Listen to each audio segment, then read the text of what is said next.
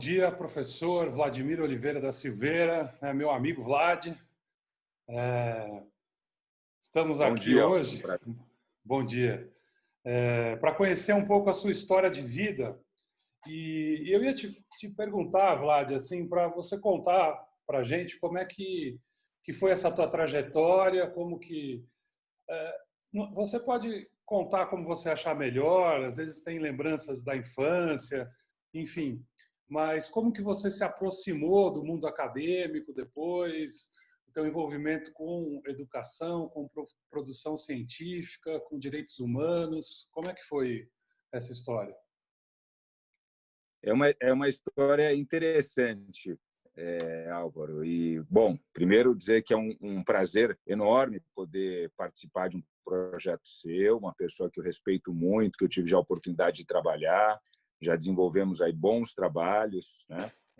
Então, para mim é uma honra nessa nova etapa, nesse novo trabalho aí poder colaborar. Em relação e dando bom dia aí, bom dia para quem é de bom dia, boa noite para quem é de boa noite, né? Que a gente não sabe, né, nesse mundo virtual quando cada um irá assistir, né, o programa. Mas de todo modo, né, eu falava que é interessante porque quando eu era pequeno, né, e aí eu estudava, eu era um bom aluno, sempre fui uma pessoa muito esforçada, né? Sempre fui um aluno que terminei as minhas obrigações acadêmicas, né? No período mínimo, né? Nunca tive necessidade de recuperação, que eu me lembre na minha vida inteira, né? E merecidamente eu só tive uma recuperação, que foi de caligrafia na primeira série, né? Aliás, minha letra continua ruim até os dias de hoje, né? Não adiantou a recuperação. Não adiantou, mas tentaram, né? Tentaram me colocar no caminho. E você sabe que uma das coisas que eu quero futuramente fazer, até por uma questão de diversão, né? Eu acho que tem algumas coisas que, depois de um tempo, né? No primeiro momento é obrigação, depois vira até diversão. É realmente aquele curso de caligrafia bonito, né? Direitinho, né? Que você faz aquelas letras, né? Mais caprichadas, né? Então ainda pretendo fazer isso qualquer hora, aí, quando eu tiver um pouquinho mais de tempo. Aí. Mas eu sempre fui um aluno bom, né? E sempre tive uma grande admiração pelos professores, né? Isso aí foi uma coisa que veio e meus pais sempre cobraram, né? Essa admiração pelos professores. Então, eu sempre fui amigo dos professores, sempre tinha eles, né, como um referencial, né? E a minha primeira experiência como docência, né, foi, né, depois que eu voltei dos Estados Unidos, porque eu fiz da primeira série até o segundo colegial e meio na mesma escola, né? Então fiz o ensino fundamental e o ensino médio, né? O prézinho eu fiz uma outra escola, né, berçário, esse tipo de coisa, mas o ensino fundamental e o médio foi todo numa escola tradicional aqui de São Paulo, Colégio Santo Américo, né? Regime semi-interno, né? Tinha muito esporte, muitas atividades extras para aquela época, né? Hoje você tem todo tipo de atividade extra, né? Ou seja, evoluiu muito, mas naquela época era um colégio que tinha, né? Ou seja, essa proposta era uma proposta que, particularmente para mim, me agradava muito, né? Então a gente ficava lá das 8 da manhã até as 4:30 da tarde, né? E depois ainda que a escola era no Morumbi, continua sendo, eu ainda fazia atividades de inglês, fazia atividades de natação, tal. Eu chegava em casa para dormir, basicamente era isso. Né? Então, Dia cheio. mas dia cheio, dia cheio. E quando eu voltei dos Estados Unidos, né, e voltei um pouco frustrado, porque eu pretendia ficar nos Estados Unidos e fazer faculdade por lá. Né? Tinha namorada, aquela coisa de adolescente, né, tal. Mas aí E você já meu sabia o que você avô queria fazer, não? não sabia. Eu Tá. imaginava que eu fosse fazer administração. Tá? Eu gostava do direito, mas eu estava propenso, se eu ficasse nos Estados Unidos, a fazer administração, até porque direito é pós-graduação nos Estados Unidos, então teria feito a graduação de administração. Né? Aí, o que aconteceu? Meu avô, que era meu padrinho, e eu tinha uma relação muito afetiva com ele, já estava com idade avançada, né? estava precisando de uma ajuda. Minha irmã queria passar um tempo nos Estados Unidos e meu irmão já fazia faculdade fora, né? Então eu senti que eu estava meio que na obrigação de voltar e arrumar a casa aqui, né? E fui, né? Achei que ia ficar um pouco, né? Cheguei, já tinha terminado o terceiro colegial em agosto, né? E o vestibular ia ser no final do ano, né? Comecei a estudar, né? Meus amigos, alguns faziam cursinho, aí eu resolvi, até por uma convivência, para retomar as amizades, fazer o cursinho que a maior parte deles fazia, né? E fui fazer o cursinho e me preparar para o vestibular, né? Fiz o vestibular e logo no primeiro ano, né, em vez de trabalhar com direito, eu passei, né, na faculdade de Direito, me decidi nesse período curto, né, até por conta da convivência com meu avô, frequentando o escritório dele, fazer direito, né? Eu fui ajudar ele com algumas coisas que tinha na época, ele ainda não estava muito bem de saúde, né? Estava com idade não tão avançada, mas ele tinha problemas de saúde e eu resolvi ajudá-lo, né? Como ele sempre me ajudou a vida inteira, né? Uhum. E aí me apaixonei pelo direito, comecei a curtir, né, com ele, né, o dia a dia do escritório e resolvi prestar direito, né? Mas não sabendo se ia trabalhar com ele ou não, ou seja, resolvi fazer direito. E aí, nisso, também gostava muito, né, de inglês, né? Pensava em fazer direito internacional, né? Uhum. E aí comecei a lecionar, né, em escola, primeiro normal, na escola de inglês, e depois numa escolinha que foi uma experiência muito boa para mim, né? Como fosse assim, o prezinho, né? Ou seja, crianças com 5, 6 anos, né? Uhum. Eu dava aula de inglês para essas crianças, né? E Que fazia uma legal. parceria com a professora de teatro, né? E de música, né? Então tinha festinha no fim do ano, no meio do ano, Dia das Mães, aquelas coisas, né? Uhum. E foi uma experiência assim que para mim abriu os meus olhos para a questão do ensino. Ali eu comecei a discutir e estudar, né? Imagina, primeiro ano de direito, eu estudando pedagogia, né? Então eu tinha que fazer as matérias todas do direito e ainda estudava pedagogia fora o inglês, né? Para melhorar, para estar lecionando, né? Porque ali eu tive uma primeira discussão, né? Porque eu sentia a possibilidade de alfabetizar as crianças em inglês, né? E a professora não queria, a pedagoga, né, da instituição. Falava que quando eu ensinava elas a escreverem, né, e não apenas a falarem, né, as crianças confundiam e tinham dificuldade no português, né, por conta das letras, os sons, etc. E eu via as crianças como uma grande esponja, né? Tudo que você dava para elas, elas absorviam, né? Então era impressionante, né? Então me dedicava, a relação era muito gostosa e eu comecei a gostar, assim, a curtir da aula e também ter uma relação mais afetiva com as crianças, né? Entender o que elas gostavam, o que motivava elas, a rever historinhas e os desenhos animados da época, né? Para estar atualizado, né? Com as discussões e os assuntos de interesse das crianças, né? Então isso foi uma primeira experiência minha na docência. Aí fiz a faculdade de Direito, né? E ainda com mais veneração aos professores e vendo nomes consagrados. No direito tem aquela história, muitas vezes, que a gente não vê, não conhece a pessoa. Hoje em dia, por conta do mundo virtual, né? É Isso mudou fácil. bastante. Mas antigamente a gente via aqueles nomes, né? Ou seja, nos grandes cursos de direito civil, curso de direito penal, curso de direito constitucional, e aquele nome ficava na cabeça e você ficava imaginando como era aquela pessoa, né? Aquele Uhum. autor que tinha uma obra vasta, né? De 6, 7 volumes de direito civil, 4, 5 volumes de direito constitucional ou de direito penal, né? Então via aquela coletânea e falou: nossa, como é que esse cara escreveu tanto, né? Tal. E aquilo, né? Me parecia uma atividade extremamente difícil, né? Via assim os professores mestres e doutores, né?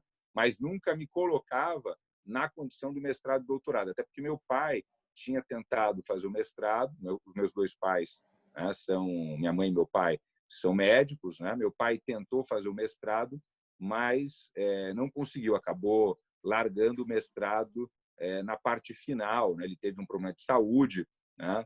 Quando a gente tinha, sei lá, eu deveria ter uns 13 anos, 14 anos no máximo. Então, eu vi aquilo como uma coisa assim muito difícil, né? E não tinha pensado, né, em seguir o caminho acadêmico. Eu queria ser um grande advogado, né? Comecei a me animar e pensar, né, ou seja, né, nesses escritórios corporativos, né? Mas também com responsabilidade social, que eu já tinha naquela época a ideia de fazer uma mistura, né? Ou seja, de uma parte pro bono e uma parte bem corporativa, né? Mas já tinha uma carteira no escritório do meu avô, tal. As coisas começam a andar.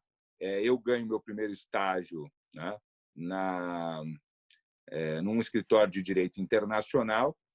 E quando eu começo a trabalhar nesse escritório de direito internacional, começo a ficar incompatível, né, com as aulas de inglês. Aí eu tenho que largar as aulas de inglês, o que para mim foi uma perda, mas a sensação de que era uma transição necessária para que eu pudesse ter uma experiência mais completa dentro da faculdade de Direito, ou seja, fazer o estágio, né? Hoje, né, a gente vê de uma maneira diferente, mas um menino ali de 17 anos, né, olhava... Era um impasse, né?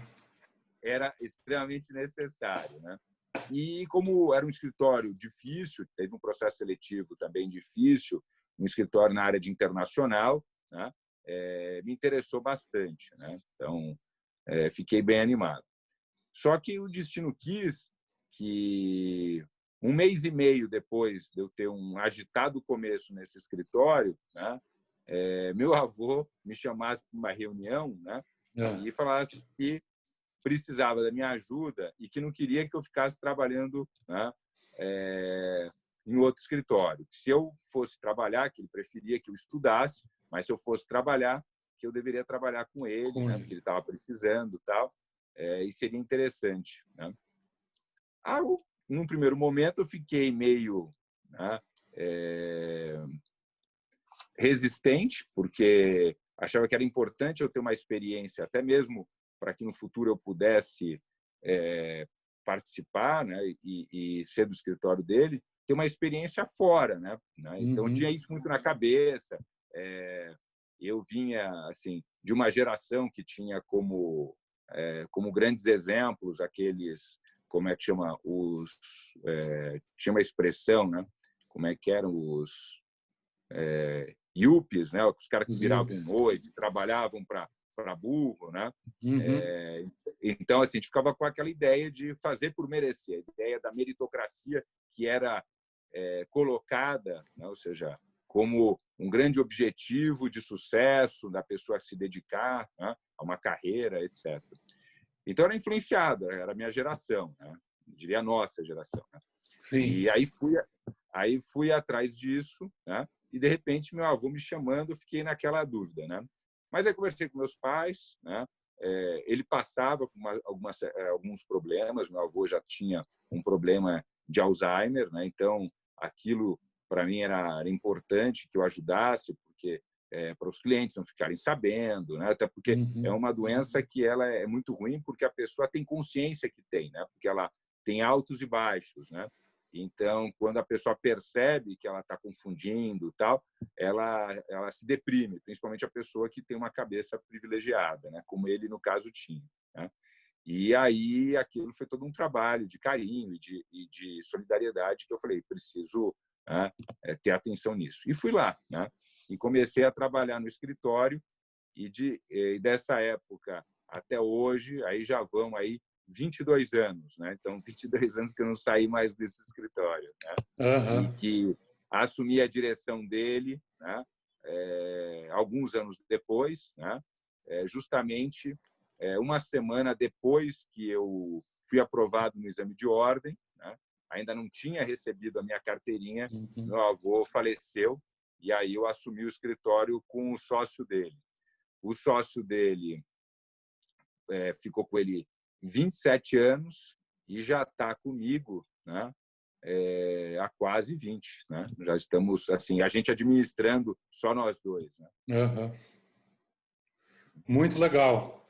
E isso que você conta, né? Esse vínculo com o seu avô, né? E essa experiência também que eu não conhecia, né? Que marcou muito, né? Talvez a tua vida dando aula de inglês para crianças pequenas, que é outra realidade, né? É outra Exato, prática, é outra exato. relação que se estabelece, mas que isso Uhum. marcou, né? E aí eu queria saber como é que foi a tua escolha para os teus temas de mestrado e como é que você se aproximou dos direitos humanos Então, e atuar intensivamente na questão acadêmica como professor, diretor de programas. aí vem a segunda parte, né? Aham. Meu avô faleceu e eu assumi com 22 anos um escritório tradicional, que na época já tinha 15 mil clientes pessoa física, né? Fora empresas, Uau. etc. Uhum. Né? Um escritório que hoje tem 62 anos de existência, né? E que tem, como é que chama? Hoje a gente tem um público, inclusive, maior. Hoje já beira 50 mil clientes, mas na época eram 15 mil cadastrados, né? A gente estava no começo da parte aí de computadores, etc., né? Mas já tinha tudo cadastrado, tudo correndo normalmente. Então já tinha uma dinâmica, né? E eu entrei dentro disso para fazer um crescimento hoje, né? Que a gente triplicou de tamanho, né? E também de estrutura, né? Hoje a gente Uhum. tem um número bem maior de advogados. Hoje a gente ocupa um espaço maior, mas continuamos no mesmo endereço, no mesmo prédio, né? E aí, o que aconteceu? Na minha cabeça, como é que eu vou ser sócio de um escritório e vou ter o respeito dos meus clientes recém-formados? Então, essa foi a minha pergunta, né?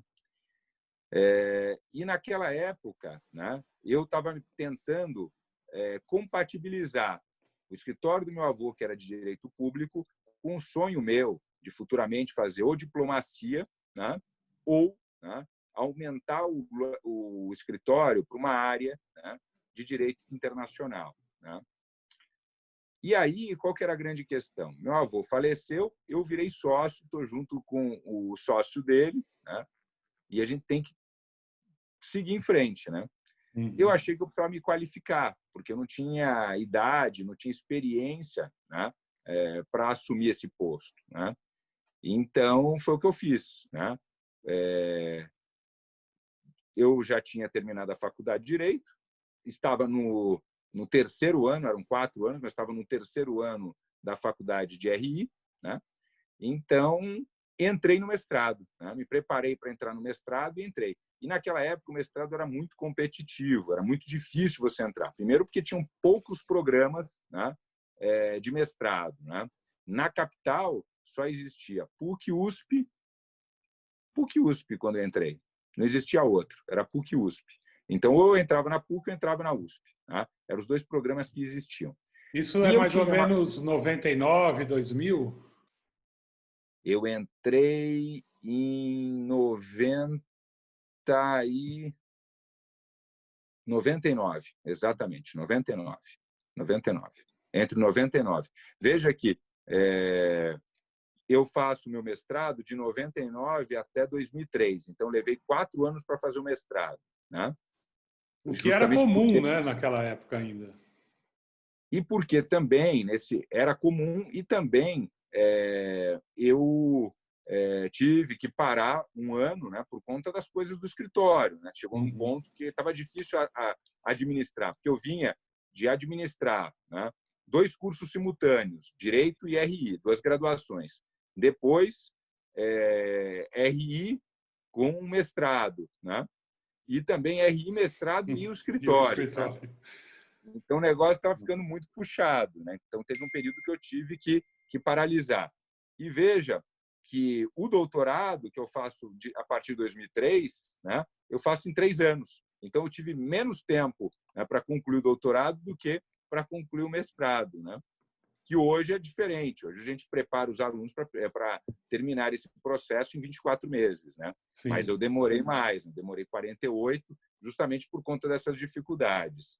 E veja que era muito concorrido, porque tinham juízes, tinham promotores, advogados mais experientes, antigos, né, que iam fazer mestrado com uma idade maior. Hoje é mais comum você ver jovens fazendo mestrado, mas na área do direito você tinha um pessoal mais velho fazendo mestrado. Na minha época, eu era o mais jovem dentro da sala, tal, né? E aí é que começa a minha trajetória, né? Ou seja, como eu quis me qualificar, eu vou fazer o mestrado. E fazer o mestrado, falando, pô, espera um pouquinho, eu imaginava ser advogado, de repente eu já tenho a faculdade de Direito e RI. E aí vou entrar no mestrado. Falei assim, comecei, né? E aí você começa a escrever artigos, tal. Eu tinha uma militância acadêmica, né? Eu participava no movimento estudantil, né?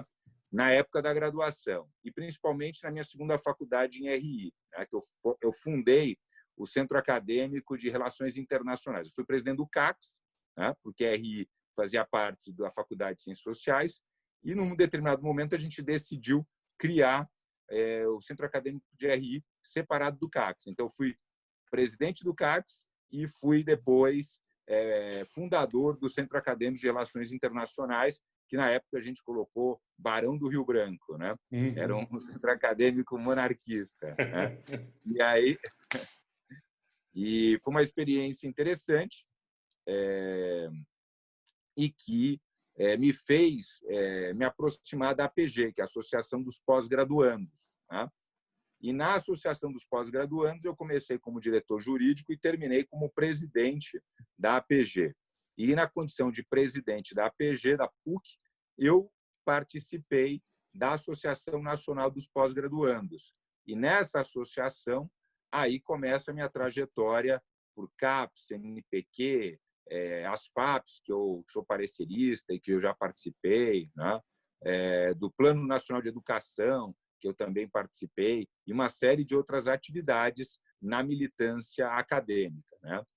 Anos depois, né, em 2009, eu, inclusive, vim a presidir a Sociedade Científica da Área do Direito, que se chama CONPED, Conselho Nacional de Pesquisa e Pós-Graduação em Direito, uma espécie de ANPU, tá, do direito, né?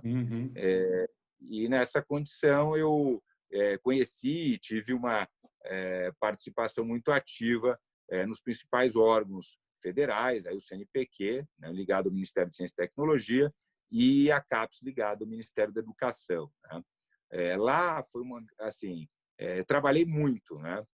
Me dediquei de corpo e alma, mas também foi um grande aprendizado, né? Aprendi demais ali, né? Então, convivendo com os professores, não apenas do direito, mas das outras áreas do conhecimento, as outras 49 áreas, eu tive condição de entender quais eram as virtudes, mas também os defeitos da área do direito e tentar trabalhar como ponte, né, para que a gente se aproximasse das demais áreas, tanto de ciências sociais aplicadas, ciências humanas, obviamente, como também procurar entender e dialogar com as áreas duras, né? E aí falar da parte de saúde e engenharias, principalmente, né? Que são áreas ali que, até por conta da sua natureza, né, tendem a ter uma maior inserção internacional e de participar de processos mais universais, né? O que eu acho hoje, reputo, que não é uma missão tão complicada para o direito, mas por ser uma ciência cultural, o direito também, né, isso traz uns desafios diferentes do que das outras áreas, né? E aí pude aprender muito, né, durante esse período, e depois achei importante dividir esse aprendizado, né, ou seja, com os jovens e adultos, né? Então, é algo que eu aprendi como doutorando na minha parte final, hoje eu ensino nas iniciações científicas dos meus alunos de graduação, também para os meus alunos de TCC na graduação, para os meus monitores da graduação, sem dizer, obviamente, os meus mestrandos e doutorandos. Então, foi aí que começa essa trajetória, que depois eu iria terminar o meu mestrado, ia terminar meu doutorado na PUC, iria fazer o meu parte final do meu doutorado na Complutense de Madrid, o que me deu uma visão também internacional, né? Me deu a possibilidade de dialogar com professores de outros países, né? Iniciar esse diálogo que eu mantenho até hoje, né? não consegui fazer um sanduíche, porque não me permitia por conta do escritório, né?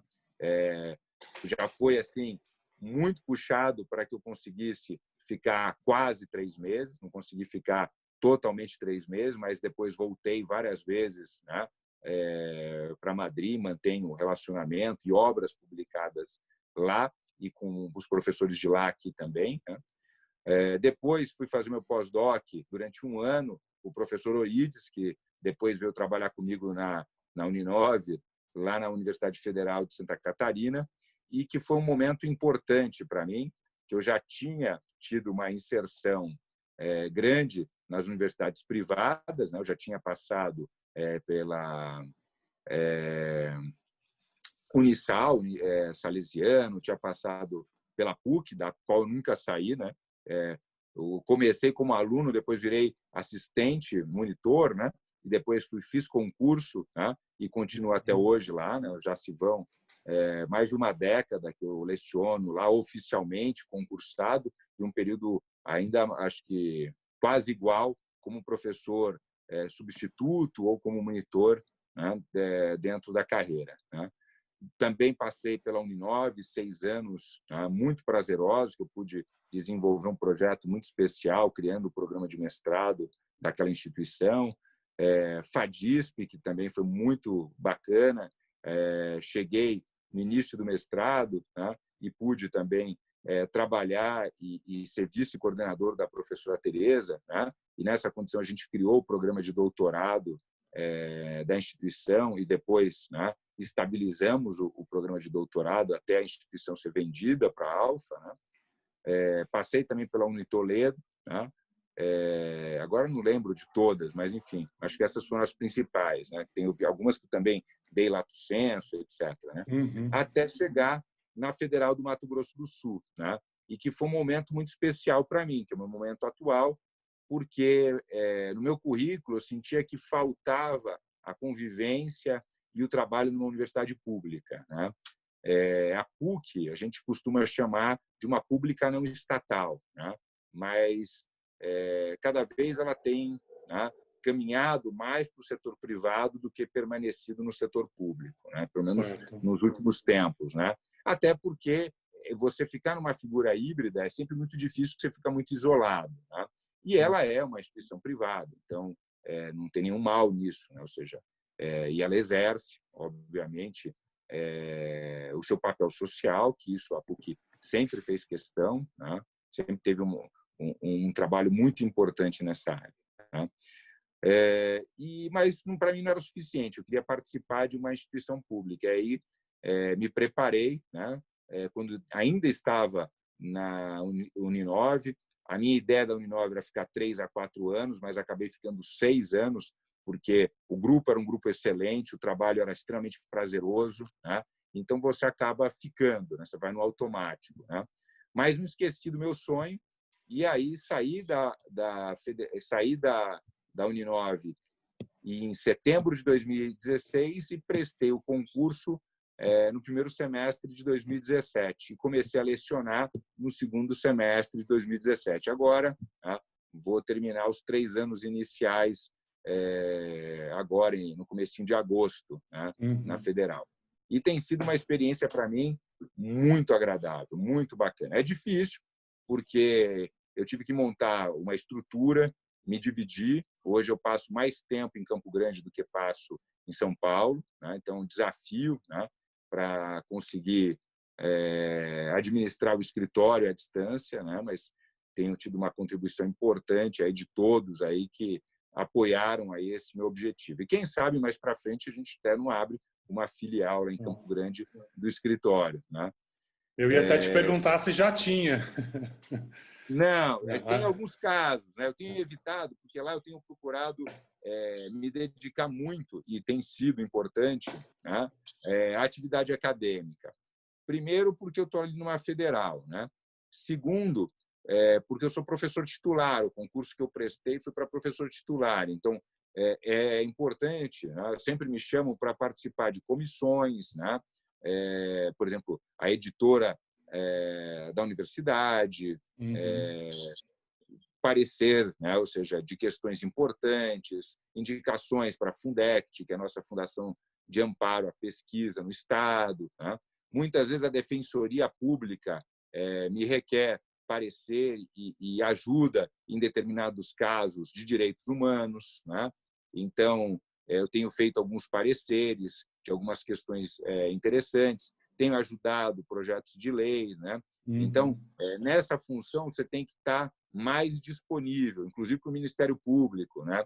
Então, tenho ajudado, inclusive parcerias com a Universidade Salesiano, que temos lá em Campo Grande, né? Então, também fazer eventos. A gente tem o CID, que é um congresso de direitos humanos internacional e que já acontece há muitos anos, né? Então, ajudar na elaboração, enfim, tudo isso acaba te absorvendo demais. Fora, obviamente, as aulas, né? Fora os seus orientandos, também participação no programa, né? Que a gente tem um programa de mestrado lá, que a professora Lívia, né, é a coordenadora, né? Então, são muitos desafios em Campo Grande do ponto de vista acadêmico que me impõem, né? Então, por conta disso, até eu estabilizar tudo isso, eu preferi não optar ainda pela advocacia, né? Eu faço advocacia nos horários assim que não me tragam incompatibilidade, né? Então, muito engraçado porque para o escritório, quando eu saio, eles acham que eu vou ter tempo, né?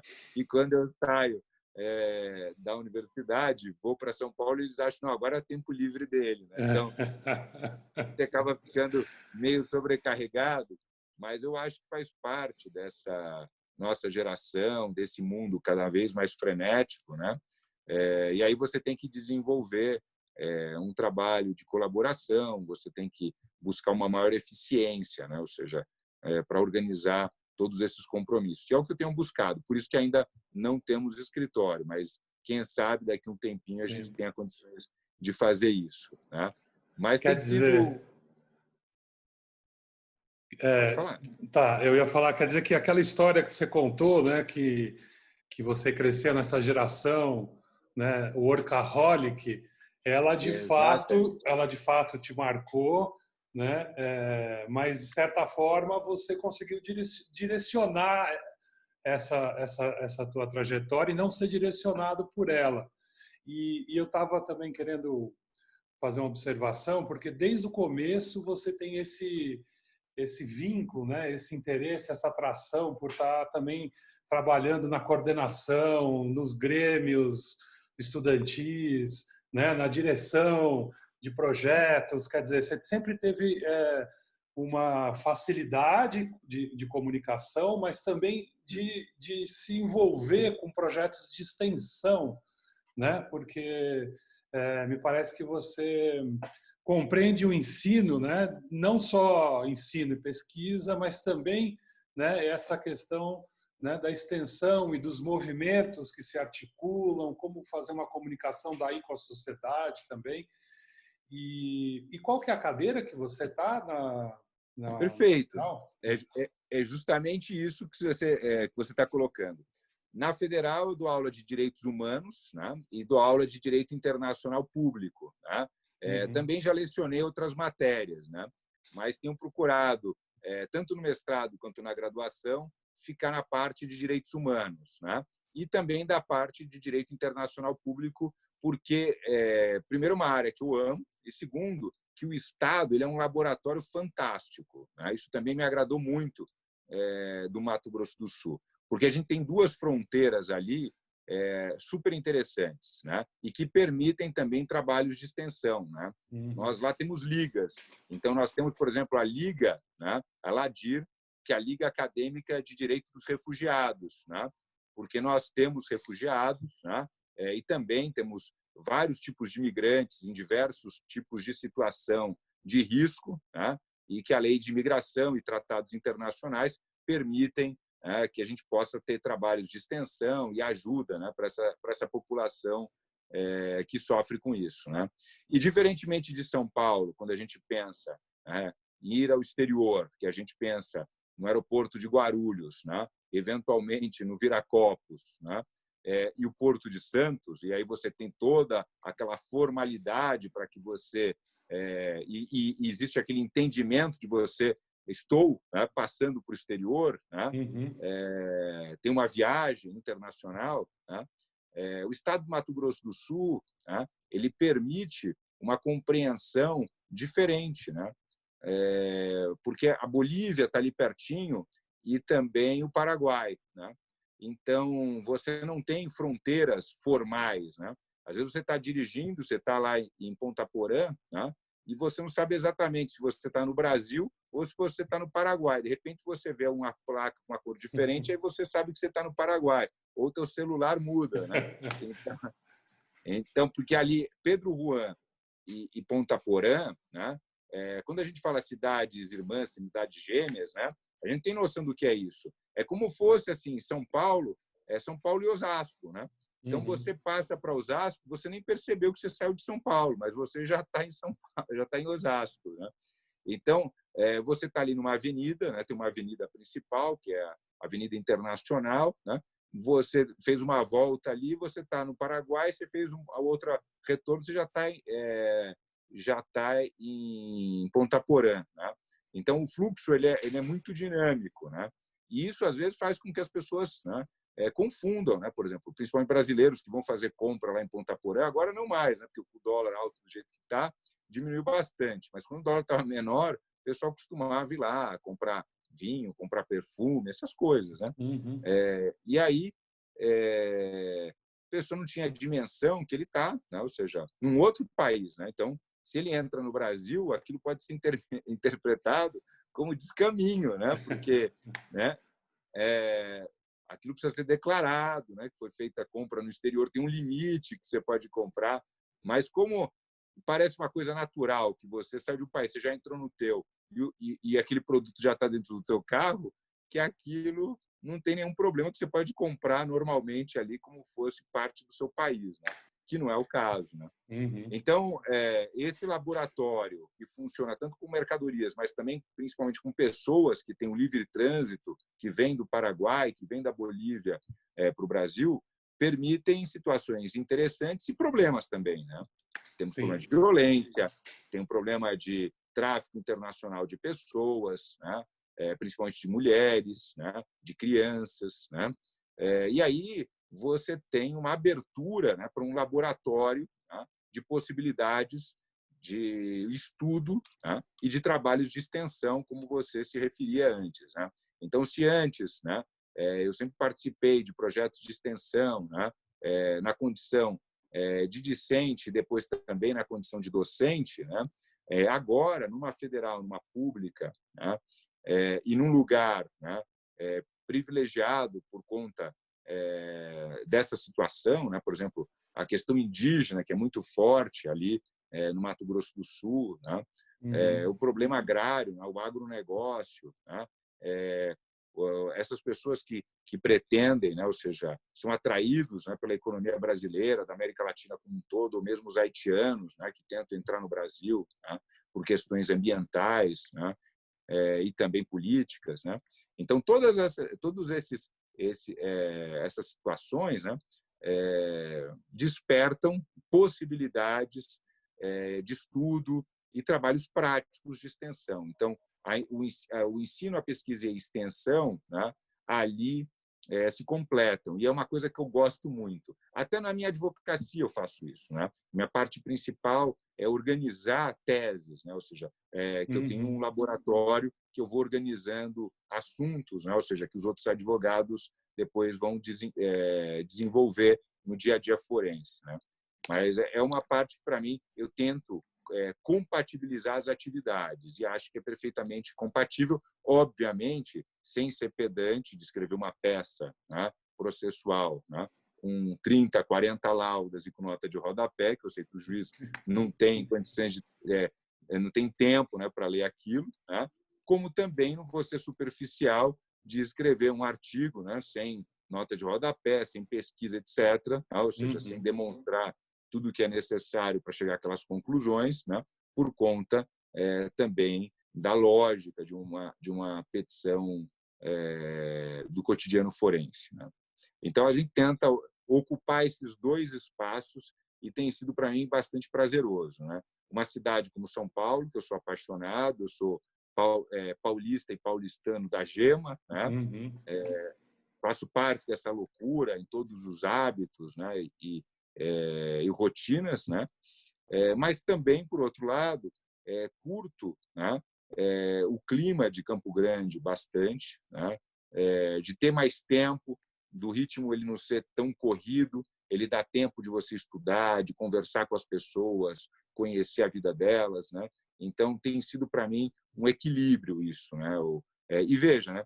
Minha vida inteira, como eu contei desde o início, ela sempre foi dupla, né? Ou seja, eu nunca fiz uma atividade única, eu sempre tive pelo menos duas atividades principais para me preocupar e para me organizar. Então, acho que isso é algo natural e algo que eu sempre fiz com normalidade, né? E continuo até hoje. Legal, Vlad. Muito legal essa história aí que você contou, essa tua trajetória de vida. E vamos para a entrevista, então? Vamos lá, vamos lá. Legal.